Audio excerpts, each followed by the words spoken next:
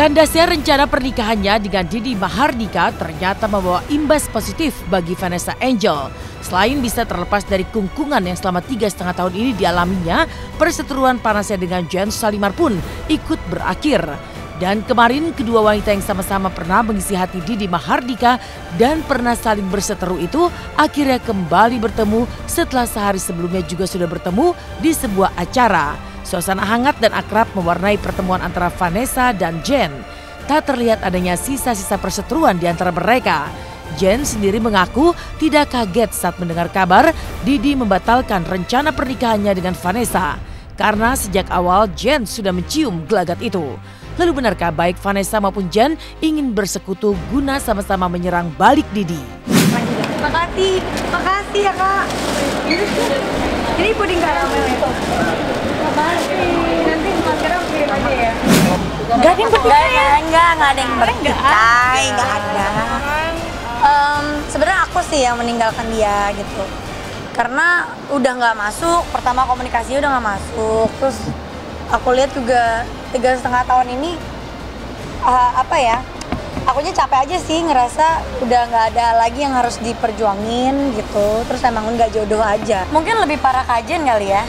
Lebih, aku sih kan dengar ceritanya ya dari Kajen gitu.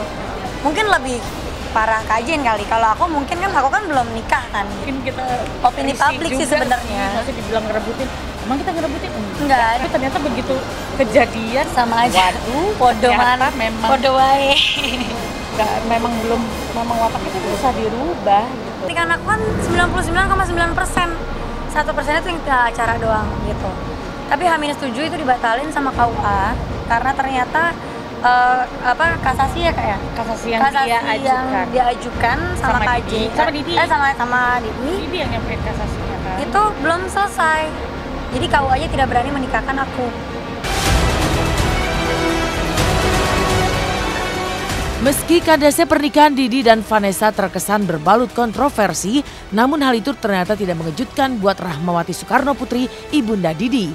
Karena sejak awal Rahmawati mengaku sudah tidak serak dengan sosok calon menantunya itu yang dianggapnya masih belum matang untuk menjadi seorang istri dari Didi yang berstatus duda 1 anak. Itu malah aku bersyukur karena Tuhan kasih tunjuk jalan, ternyata dia memang bukan jodoh aku. Kurang serak waktu itu. Karena saya melihat Vanessa masih terlalu muda, belum maton lah kalau orang Jawa tuh, kalau untuk sebagai pengganti ibu gitu tuh belum mumpuni.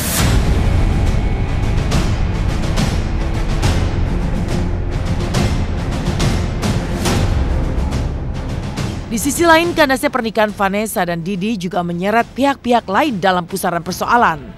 Salah satunya sosok Marcelo, pria bule yang sempat disebut-sebut sebagai orang ketiga di balik kandasnya hubungan Vanessa dan Didi.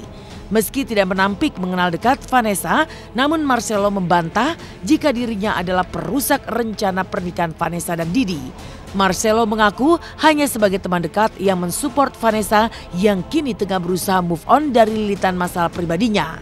Pure masalah intern aku berdua sama dia, bukan karena orang ketiga, bukan karena ada yang selingkuh, ada yang apa, enggak. Enggak sampai situ sih, enggak sampai situ. Soalnya ya saya kalau mau dibilang orang ketiga ya, saya nggak ngapa-ngapain sama dia. Gitu, saya cuma beranggapan dia teman saya dan and that's it gitu. Saya nggak yang kayak gue demen banget sama dia, gue ini nggak sampai situ. Jadi untuk orang ketiga, saya bukan orang ketiga.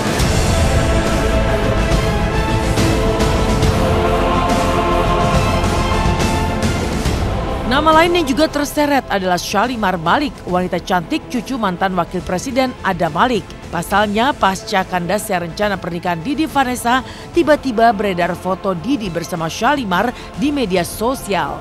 Tudingan bermain api pun langsung saja balik mengarah kepada Didi. Itu temennya tuh banyak banget. Jadi kadang-kadang banyak yang punya mispersepsi kali ya. Oh, gonta-ganti kalau sama ini dibilang sama ini gitu-gitu. Nah, iya, kayak kemarin tuh katanya difoto sama anaknya, cucunya Pak Adam gitu. Saya konfirmasi, Rudi bener enggak, orang itu kebetulan aja ada ketemu, diambil diambil sama siapa gitu ya, terus diposting katanya saya punya hubungan. Enggak, saya bilang enggak. Itu it's none of my business gitu loh. Yang penting kan urusan aku sama dia udah selesai dari kapan tahu. Deket itu kan banyak arti ya. Kalau sejauh ini deket ya sebagai urusan pekerjaan. Ya sejauh ini ya seperti itu gitu. Kalau dibilang pacaran, enggak lah, dia juga baru putus kan. Nggak tahu, aku kan sama dia kalau dibilang cocok nggak cocok itu semua kan Tuhan yang atur, Allah yang atur. Setelah kisah Vanessa dan Jen Salimar yang dulu berseteru, kini bersekutu, ada pula kisah Syifa Haju yang tiba-tiba jatuh sakit dan dirawat. Benarkah gara-gara Syifa Haju mengkonsumsi makanan tak higienis? Bagaimana pula kondisi terkini Fia Valen yang terkena gejala DBD?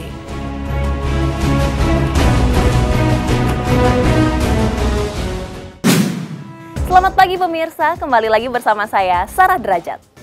Kabar mengejutkan datang dari Syifa Haju, pemeran Salma dalam sinetron Dirnatan The Series, tiba-tiba jatuh sakit dan harus dirawat di rumah sakit. Apa penyebab sakitnya Syifa hingga harus dirawat? Dan benarkah karena makan makanan yang tak higienis? Sementara di lain kisah, seperti apakah kondisi terkini Fia Valen yang harus bed rest karena terkena gejala DBD?